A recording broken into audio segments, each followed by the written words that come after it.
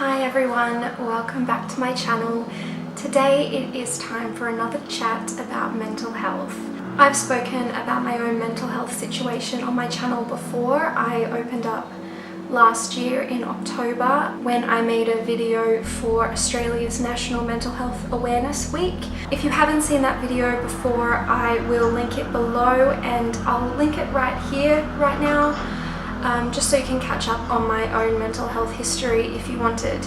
But today, this chat is all about you guys. This coming week, the 14th to the 20th of May, is the UK's National Mental Health Awareness Week.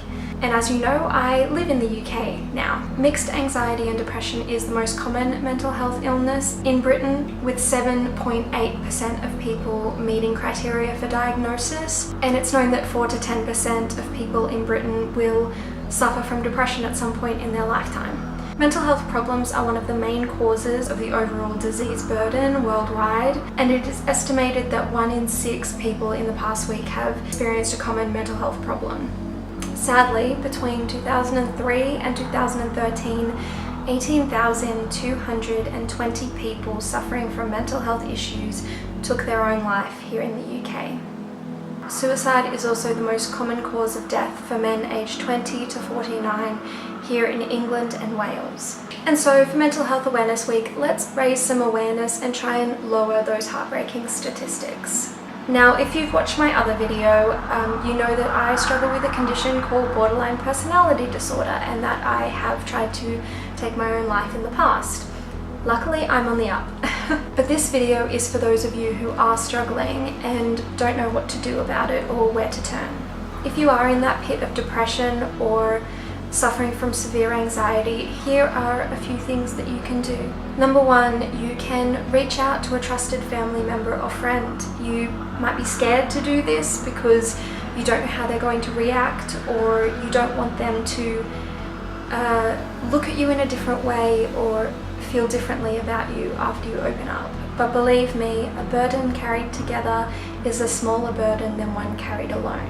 It makes such a difference to open up to someone and just simply get out the words of what's on your mind. Secondly, if you're not feeling that you're ready to actually speak up and out about what's going on with you, you can just reach out to a trusted family member or friend for some social time. You can just say, hey, I need some quality time. I'm struggling a little, don't really want to talk about it, but I think a little hangout would really, that'd be really cool. That's all you need to say. This can help a bucket load. Even if you're not talking about things yet, social time with someone you love can really help improve your mood, and it can then have a roll-on effect to you feeling ready to speak to that person about how you're feeling. Number 3, you can engage in some self-care strategies. Now, I made a whole video on my favorite self-care strategies. I'll link it below and right here, right now.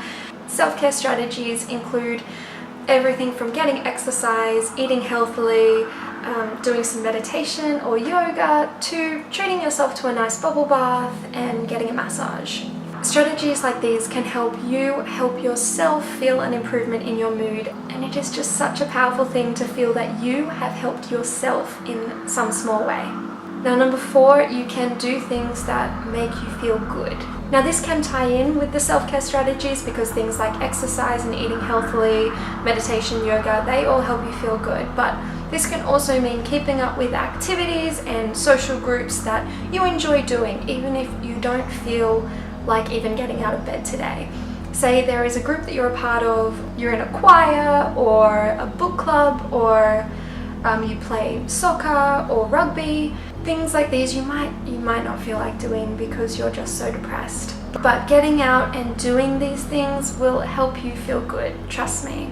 You just need to get yourself past that first point of actually getting up and out the door. The regularity and the routine that's kept by keeping up with activities like this that you enjoy or that were a part of your regular life before you were struck down with this mental illness, it has been shown by studies to really help get you back out of that depression in the first place. Now, number 5, and possibly the most important, is get professional help. This is one point that I advocate so hard for. There is so much professional help out there, and I know it can seem daunting to reach out to your doctor and say, I'm struggling, I need help, but it can be one of the most life-changing things you'll do. Trust me, I know. One such service that I recently connected with is BetterHelp. Now, if you haven't heard of BetterHelp before, they are an online counselling service, so you can access professional help from the comfort and the safety of your own home. BetterHelp provide anyone over the age of 18 facing life's challenges with easy, discreet and affordable access to professional counselling with a licensed therapist. They have helped over 60,000 people so far around the world. With BetterHelp, you can get counselling via message, live chat, phone or video conferencing. You sign up and you'll be assigned a therapist within 24 hours. BetterHelp have provided me with a link for any of my viewers who are struggling and want to take advantage of this new age online therapy that now exists in our wonderful world. And I've got that link below. Now, full disclosure, BetterHelp haven't paid me to make this video. This is not a sponsored video, but if any of my viewers do use that link below and sign up to ongoing care with them, I do get a small commission. Now, the reason I've accepted this affiliate opportunity is because it means that I get to help you, my amazing viewers, any of you who are struggling, to connect with the help that you need, and that is just an amazing thing in my book. Because helping people I love get the care that they need is something that is so close to my heart. I am always the first person to suggest to any of my family or friends who are struggling that, hey, maybe have they thought about seeing someone professionally? Do they think that could help? Like, it's something that I'm always very vocal about because I know it's helped me a lot. So if you are one of those people who feel like you need a helping hand, don't be afraid to reach out. Now, those are my top 5 tips, I guess you could call them tips, of what to do if you are feeling depressed or anxious or struggling with a mental health issue at the moment. I hope this video has helped and given you some ideas of what to do if you are struggling. This UK Mental Health Awareness Week, let's try and lower those devastating statistics and help those who need it most. Even if that's you, especially if that's you. Take this opportunity to reach out and start the process of climbing back out of that darkness. You don't have to feel the way that you feel right now. Alright, that's it from me for today. Take care, guys, and I will see you next week.